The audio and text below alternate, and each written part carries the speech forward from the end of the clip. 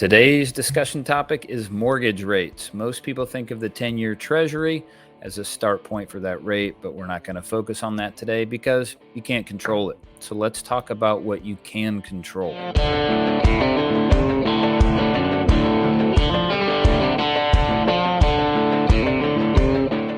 Number one is your credit score. Number two is your down payment. And number three is your loan type. Let's pull them back. Number one is your credit score. Obviously, you want to be in the best position you can. Think of that as 780 or above. The next tier is going to be 740, and then about 20 to 30 points as you go down. Now, we here at New American Funding can go down to 580. In a lot of cases, it's going to be 620 or maybe even 640, depending on the credit type. So, number one thing you want to do, bump up your score. And we can talk about that in a different segment, but it's your credit score. Number two, down payment. For your down payment, you want to start with 20% down. 20% down puts you in the market for no private mortgage insurance. It also starts the best rate. So with your down payment on a primary residence, 20% down starts to get into those good rates that you're seeing advertised in the news.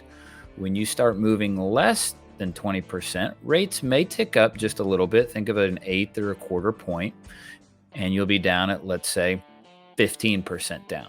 That's going to still get you a pretty good rate. Private mortgage insurance may be as little as $20 a month. And in some markets, that's great because you want to keep that extra cash available to go above the asking price.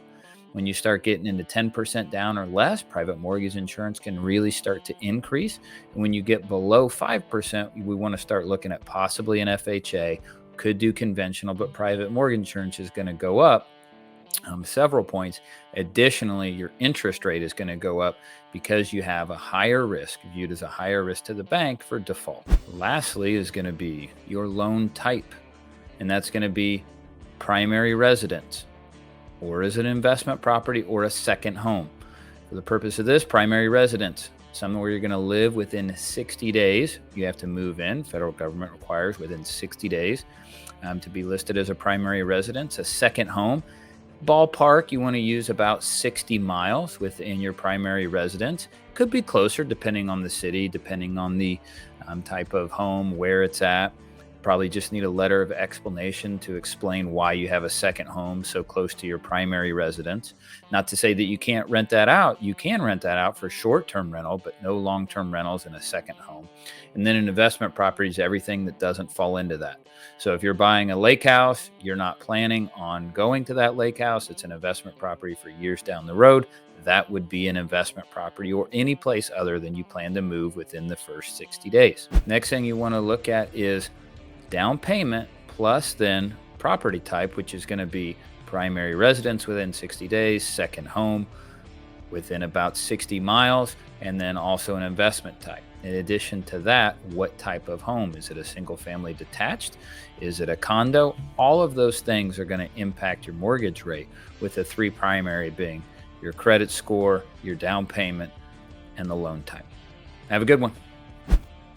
If you liked what you saw, click subscribe. Do it. Subscribe now.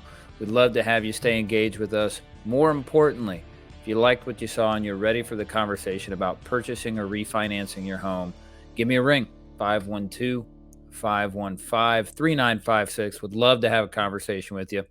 Have a good one.